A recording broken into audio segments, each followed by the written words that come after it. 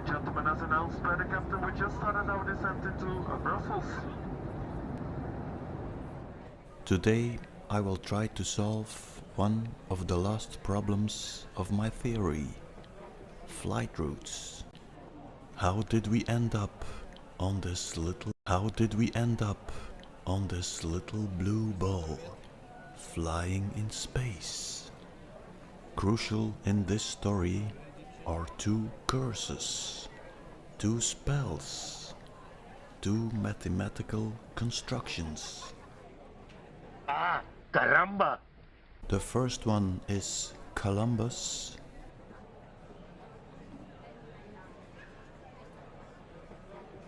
Ah, caramba!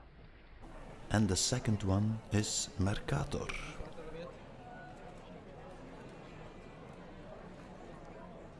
Let's reverse engineer the mathematical tricks they are playing on us.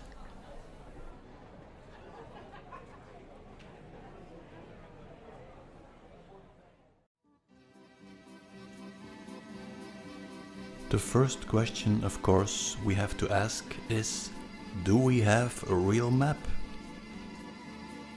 Therefore, let's investigate the information I gathered over several years. So, as you realize by now, I hope, we are living in a crater on the moon. The moon, of course, is a reflection of the bigger Earth. The first map that fitted into the crater was the United Nations map. But then I started to investigate Antarctica. I took a print screen of Sulpicius Gallus M, our crater on the bigger Earth.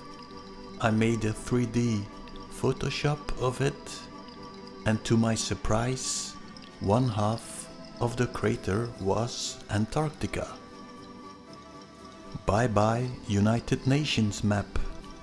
In came Uncle Walt Hitler, because Disneyland is a perfect copy of our crater, with continents.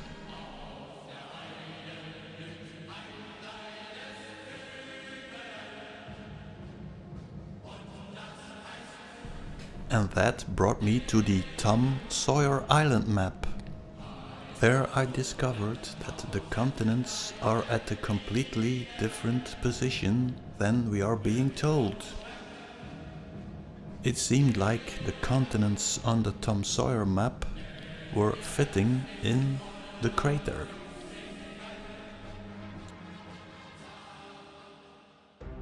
Next thing I discovered was the Ibn al-Wardi crater map. This map seems to be confirming the Walt Disney map. Again, the Americas lying at the wrong place.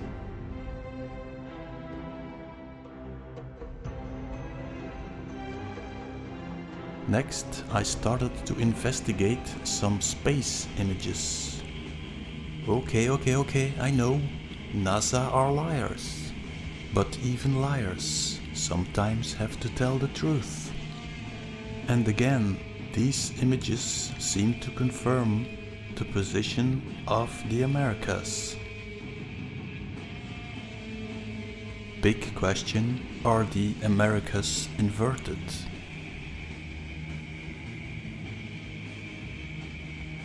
And then, of course, I discovered these images of SpaceX. Thanks a lot, Elon. Soon it will be payday. On these images you can clearly see Mount Meru, the Americas, and then the big problem is, what about Africa and Eurasia? Because if I want to investigate the flight routes, I have to know the exact position.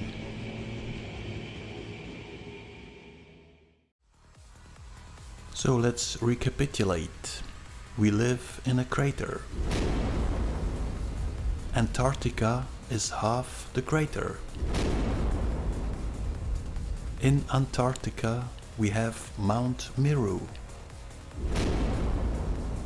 you have the ice wall and the Americas.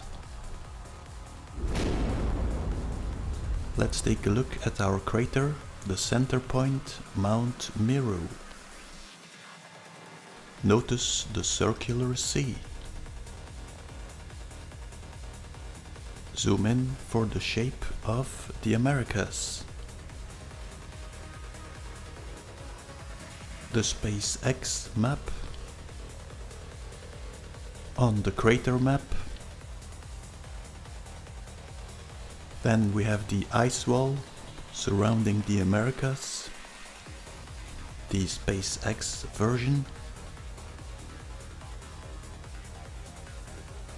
So the question now is, what is the exact shape of the other continents?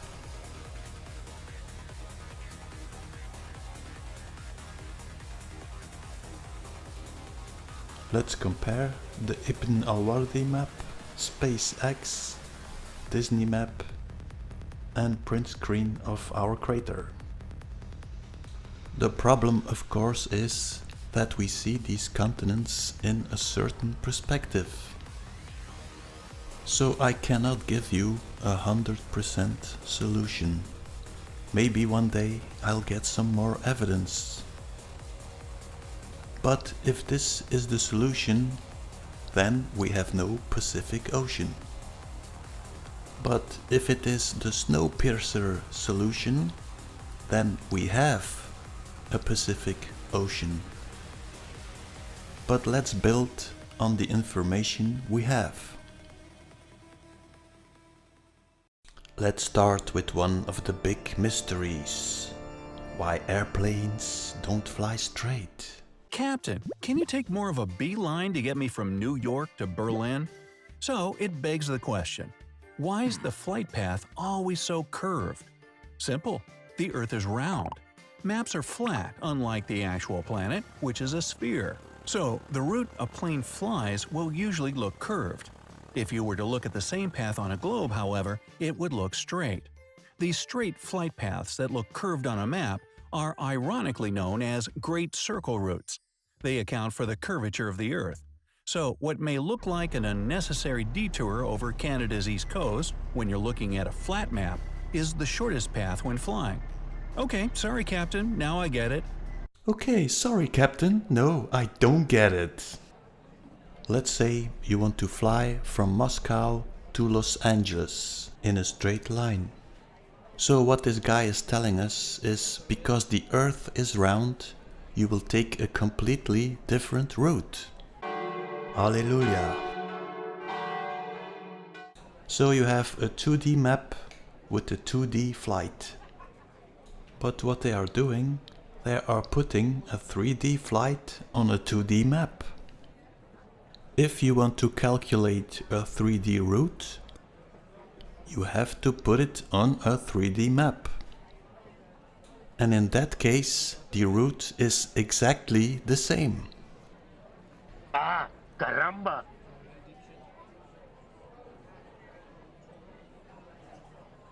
The lie is so complicated that only stupid people understand the truth. I remember from my flat Earth days that all these curved routes were actually straight lines on a United Nations map. The problem with the United Nations map is that it is circular. Let's warp it into our crater. And now we are close to my map. Let's do some exercises. If you want to recreate this flight pattern, this would be the position of the continents. What about this one? Same result. But let's fly in from the other side. It seems to be working. The only problem is that you are flying over Greenland. So you could make a little detour, but Greenland is still at the wrong place.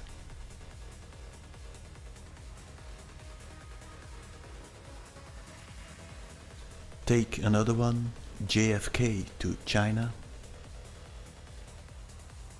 Again, the Greenland problem. Well, if this map is correct, I have two problems.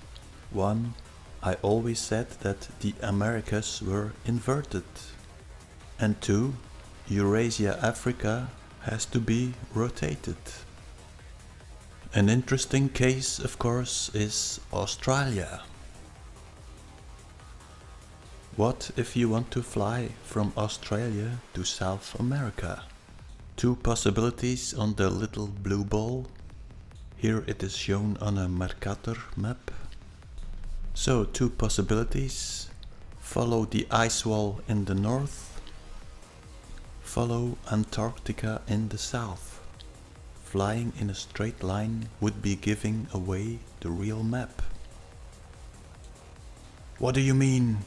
Are all the pilots in a conspiracy? So the first trick is the Columbus trick. Close the map and unfold it in the other direction. The discovery of the Americas. The second trick, divide the map in two. Insert two pyramids, and from there you create two half balls. It were not the Egyptians using the measurements of the earth to create their pyramids. It was Mercator using the pyramids to create his false scale model. From that moment you start seeing the double circle world maps. Next step, invert one of the balls and put them together in one gigantic ball.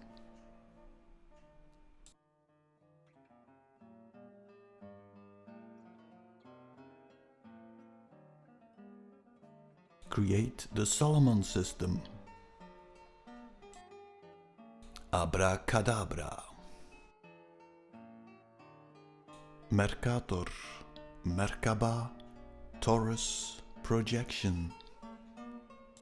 How does this work in flight routes?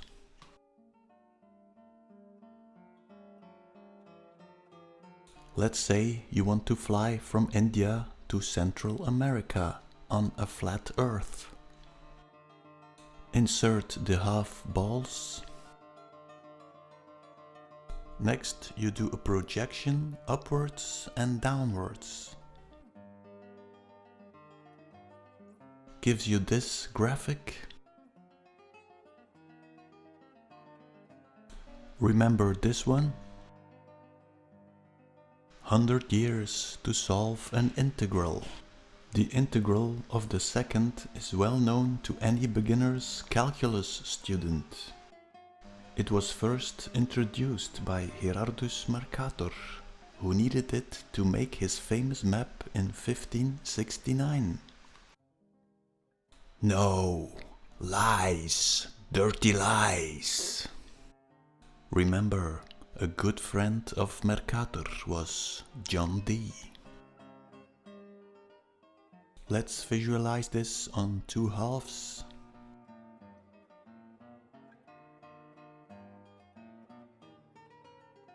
When you go from one side to the other, you make a Möbius ring. So are the pilots in the conspiracy? No, of course not. They have been indoctrinated with algebra. Al-Karaba. Ah, caramba! Center of this parasitic lie, of course, is London. Britannia rules the waves. It starts with John Dee and Mercator, but more tools are created to put us in the matrix. They give us the prime meridian in London, longitude and latitude.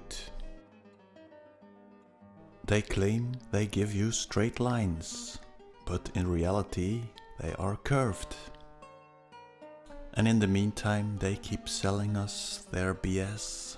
It's extreme and we approach the pole. Clearly it's shorter to go over the pole itself, rather than following around the parallel of latitude. So it may seem like we're taking a strangely curved path, but actually we are following the shortest path on the surface of a sphere. In navigation we call it a great circle track, and it works between any 2 points on the surface of the Earth. So if you have a beard and glasses and you have millions of viewers, you must be very clever. But wait, what about the ice wall?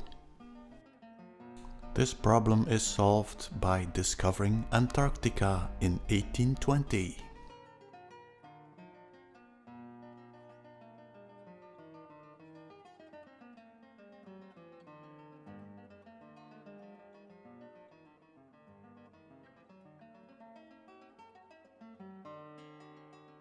Circumnavigating the ice wall is circumnavigating Antarctica.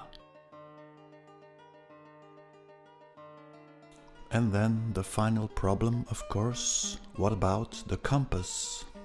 Well, the Earth makes a lot of movements, but the most important one they forgot to tell you.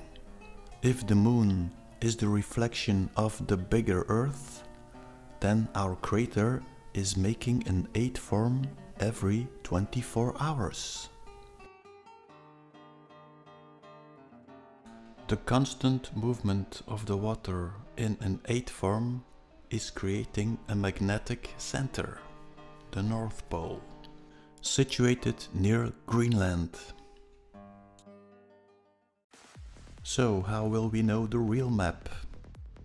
If you are a mathematical genius, maybe you can demarcator the map. So before I go, let me draw your attention to Martin Vreeland, Dutch researcher. Has some very interesting articles.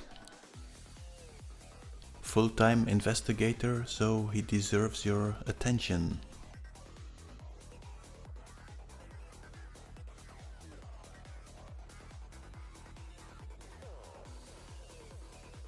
Then we have Harry from the Krater Boys with a very nice last video.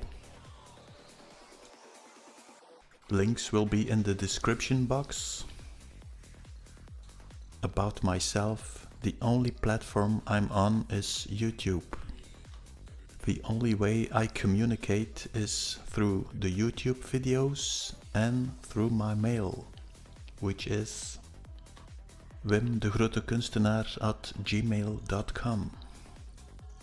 My Facebook is personal, and for people who think they are communicating with me on other platforms, well, that's not me. Bye.